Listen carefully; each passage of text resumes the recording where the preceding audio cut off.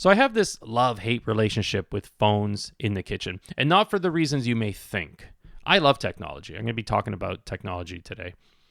The love-hate thing, so lately I've been doing a lot of memes, chef memes on my Instagram account, and they've done really well. Like, I just have fun with them. I do one a day, and so it's attracted a lot of attention.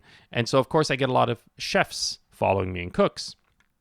And because of that, the algorithm shows me, even though I'm not following very many of them back at all, it shows me food stuff, chef stuff, and all that, which I'm happy to look at.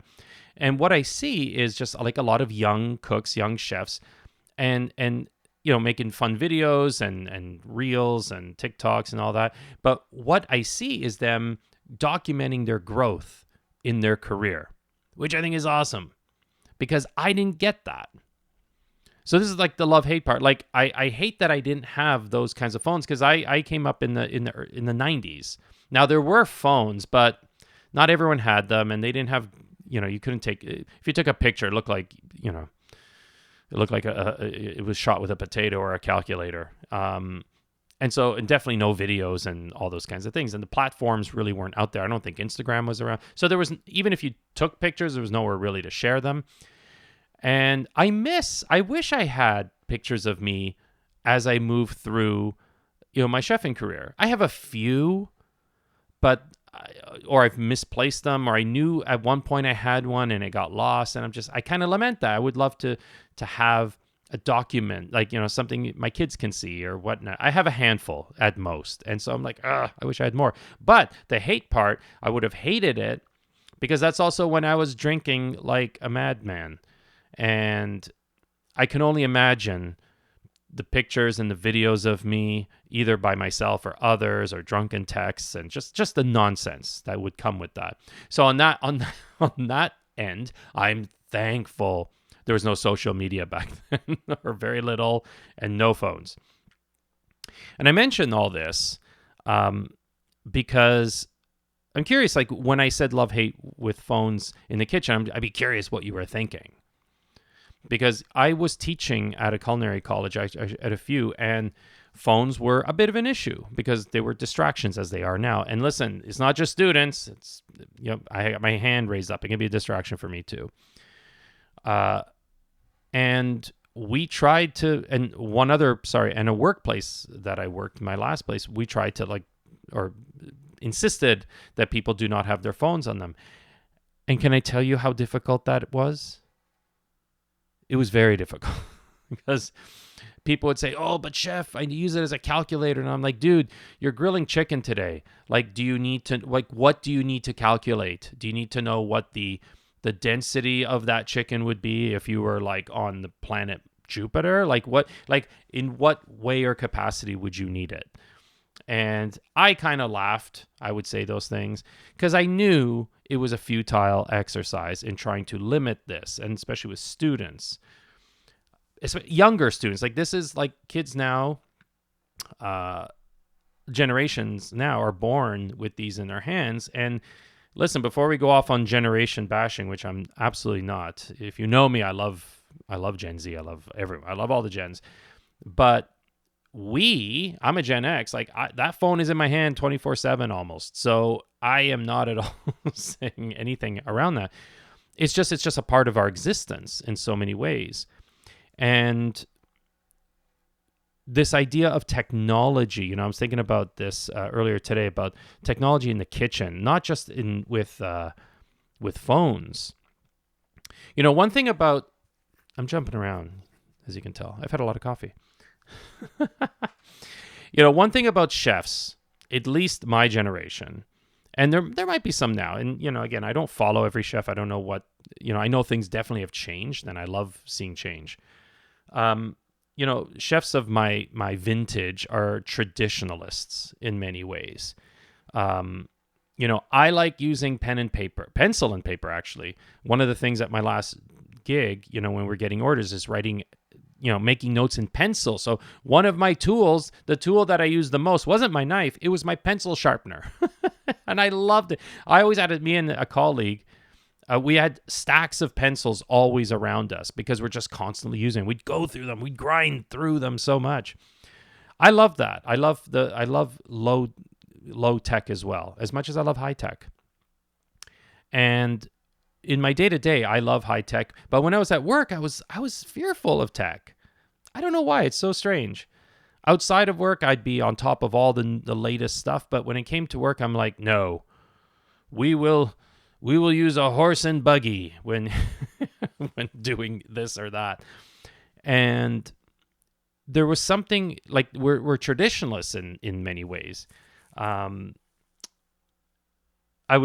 go to these conventions, chef conventions, and they'd have all this new equipment, all this fancy equipment. It's like, yeah, here's a combo therm that you can roast a pterodactyl, and at the same time you can make creme brulee, and it fits in your locker. And you're like, what? And it's an app on your phone too. It's a garlic press that has, there's an app that you connect onto your iPhone, and it can tell you how much you garlic. I'm like, what? No, we don't do it like that.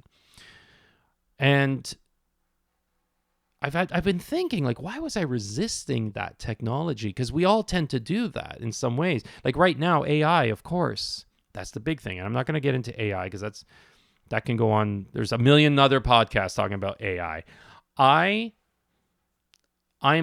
pro AI. I also understand, like any other tool, like one of the big fears we have is that it's going to, be nefarious, and it's going to take all our jobs, and it's going to, some, James Bond villain is going to take it and destroy the world and all that. And that's the normal kind of thinking we have with any new technology. I tend to like AI. I think that they're definitely, it's something's got to be careful. We got to be careful with it, et cetera, et cetera. But I'm pro AI for the most part. And we've had AI for a long time, but in the way that it's being presented now, people are going on. Anyway, aside. But technology in general, we tend to fear it, right? There's that fear of learning new things, right?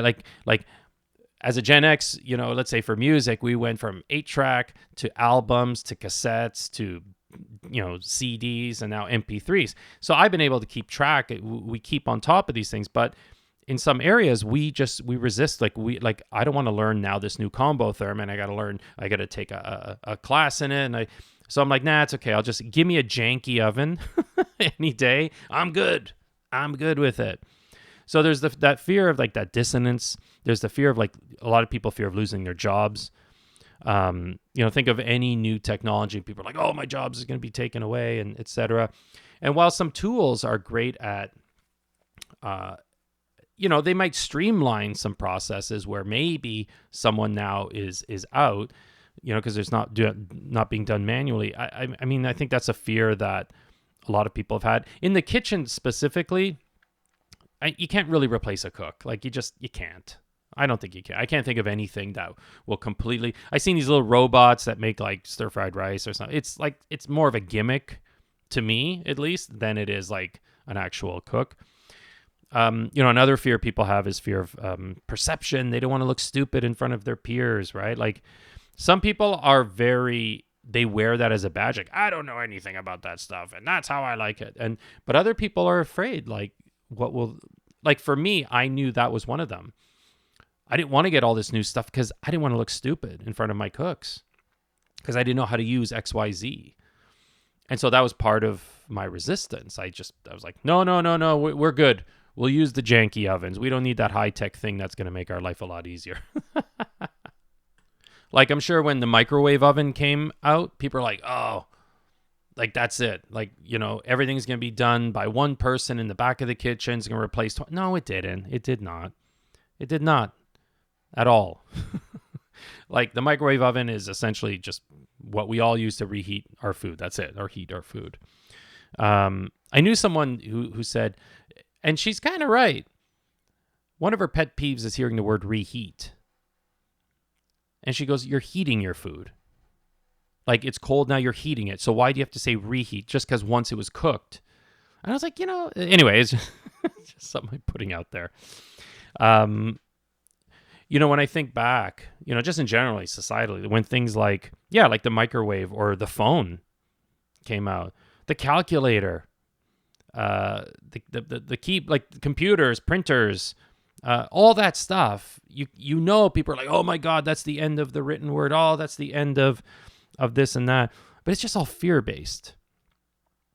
And, you know, a lot of concerns, they're natural, they're understandable. And in some ways, yes, they can be justified.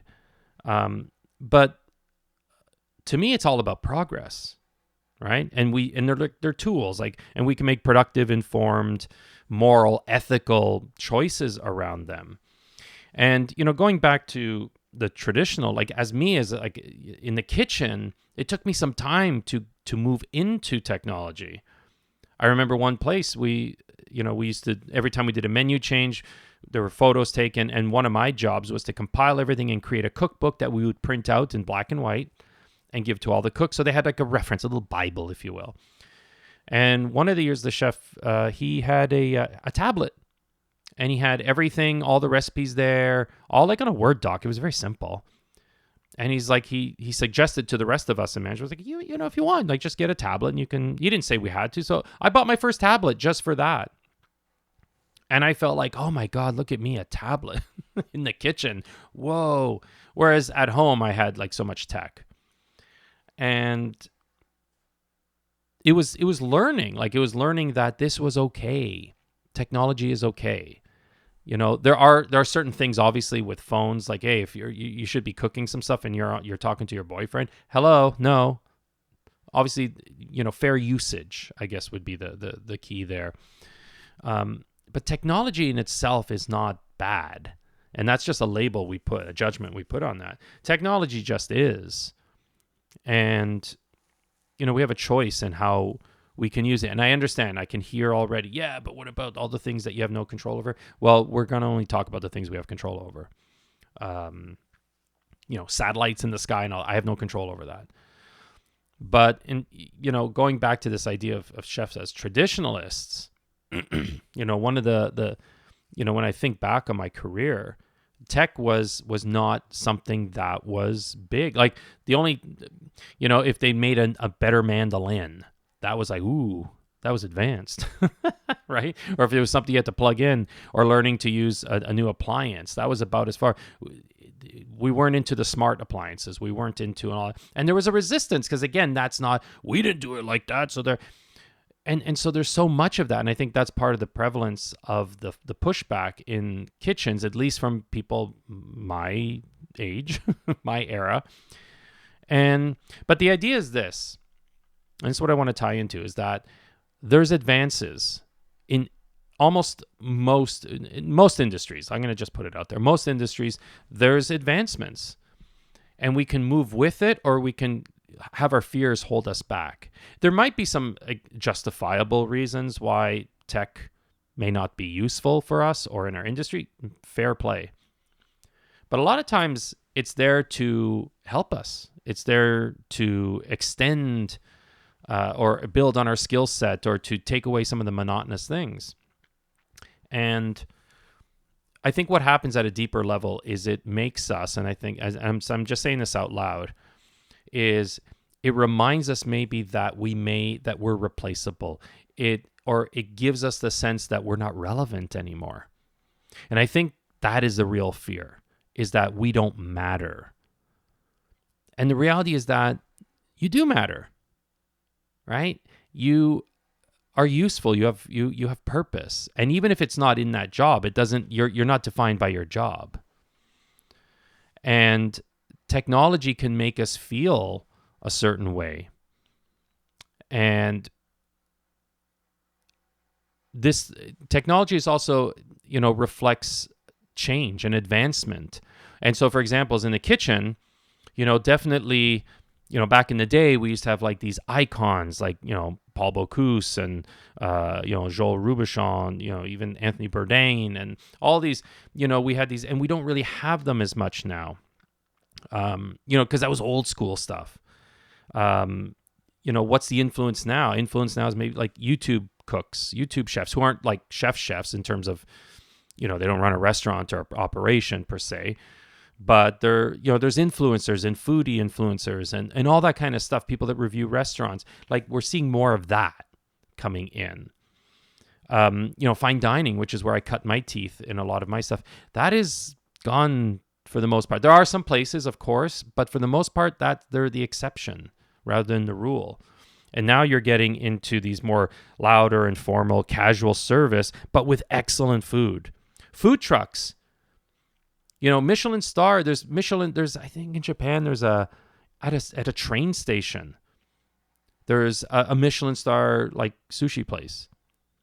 And you're seeing more and more of that. Like there's going to be food trucks with Michelin stars, guarantee, if there isn't already.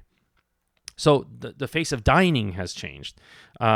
Speaking of food trucks themselves now are becoming a thing. I love food trucks.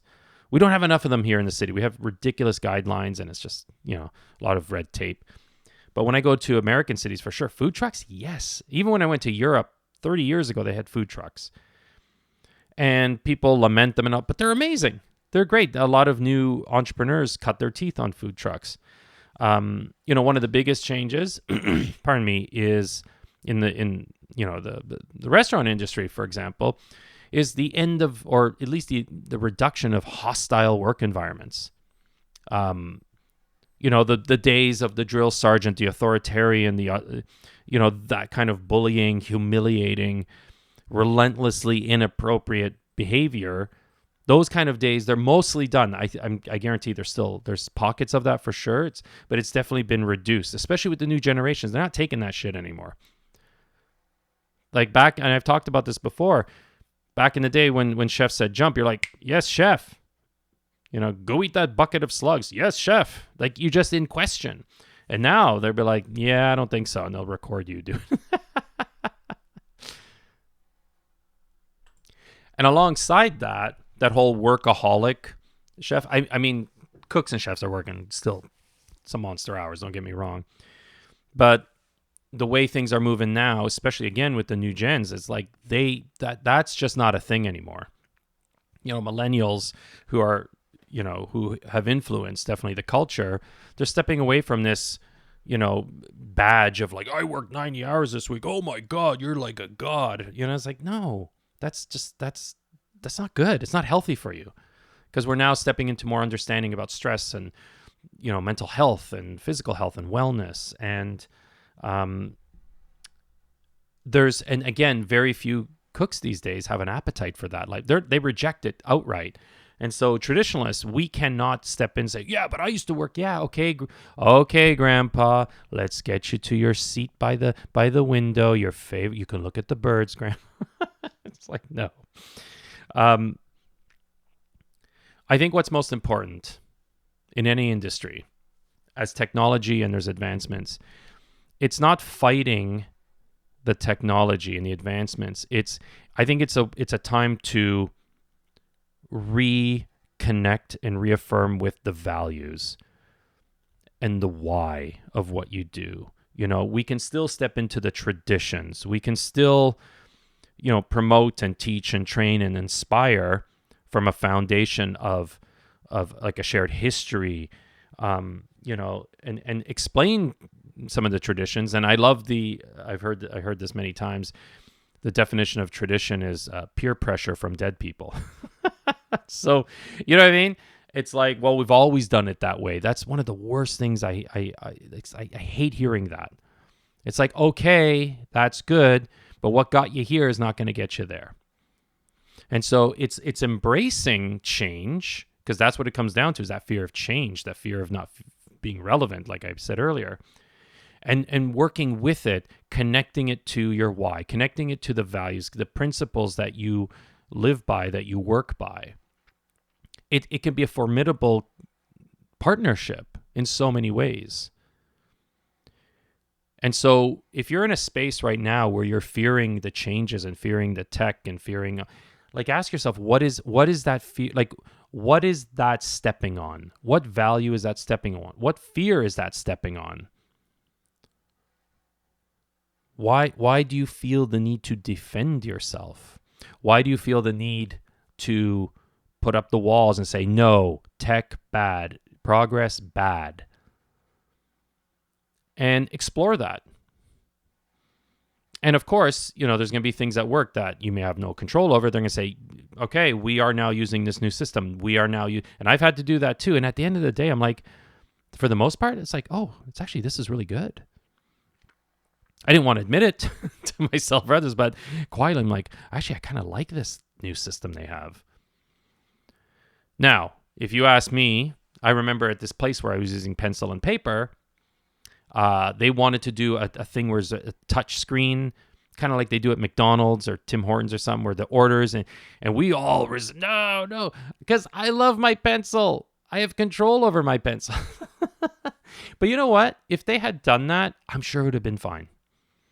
And we probably would have said, you know what? Pencil and paper was fun, but this is faster, or this makes more sense. And it's just the reframing. It's just how you look at it. And also, in from a leadership kind of way, you're modeling behavior to those you work that you work with and who they work for you. Modeling change, not blindly, not recklessly, but saying, hey, how can this help us? How can this move the needle? How can this shift us? How can this shake us up and get us out of our doldrums? Or how can this... Because then when you're open to change, then you see things more through the eyes of opportunity rather than resistance. And what a place to be, coming from a place of opportunity where everything is a challenge, a good challenge, where everything is a learning opportunity. How cool would that be? I think the answer would be very. Anyway, that's my take on tech. I think that, part of me would love to just step into a kitchen these days. There'd be the old school stuff, but I'd love to see some of the new tech stuff. I think that would be exciting. And I couldn't have said that years ago, but I think given some time away from things and just seeing how others are experiencing kitchens and how the culture has changed and all that, I think it'd be fun to step in there. Not for long, because my back and my joints would not last long. But it'd be great. So all this to say is just, embrace change. That's all I got. Thank you for listening. If you found this enjoyable, found this useful, please share, like, comment, review, any interaction would really help. I have a certain amount of downloads that I get a week. And it's been in the same place for a while. I'd love to increase that. So if you can, help that along. And also check out Your Gumbo. I do all sorts of stuff there. Lately, it's been kind of inspirational, motivational things. I did do something on, if you invite your chef friend over, like just little skits. Like I'm just playing around. It really is playing around. But please check that out and, share, like, subscribe. Love to see subscribers hit 3 digits. I'm not asking for a lot. All right. Thanks again for being here. Much love, and kitchen's closed. Now scram.